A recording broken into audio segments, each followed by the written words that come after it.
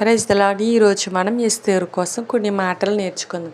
ఎస్తేరు చిన్నతనంలోనే తన తల్లిదండ్రులు కోల్పోయింది. అప్పటి నుండి కూడా మొర్దెకై వద్ద పెరుగుతూ వచ్చింది. మరి మొర్దెకై మాట వింటూ విధేయత కలిగి తను చెప్పినట్టుగా చేసేది. మరి ఎప్పుడు కూడా మొర్దెకైని ఎదిరించలేదు. కానీ ఈరోజు పిల్లలు ఎలా ఉన్నారంటే సొంత కన్న తల్లిదండ్రుల మాటలే వినడం లేదు. తన ఇష్టానుసారంగా జీవిస్తున్నారు. తల్లిదండ్రులు చెప్పిన మాట వినడం లేదు. వెళ్ళొద్దన్న చోటుకే వెళ్తున్నారు. మరి నువ్వెవరు నాకు చెప్పడానికి తల్లిదండ్రులు ఎదిరిస్తున్నారు. కానీ ఎస్తేరు అలా లేదు. పెంచిన తండ్రి మాట వింటూ విధేయత కలిగి ఉంది. అందుకే దేవుడు ఎంతగా ఆశీర్వదించాడంటే గొప్ప మహారాణి అయింది.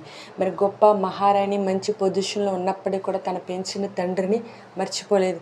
ఈ రోజుల్లో ఎలా ఉన్నారంటే ఒక మంచి పొజిషన్లోకి రాగానే కన్న తల్లిదండ్రులని మర్చిపోతున్నారు.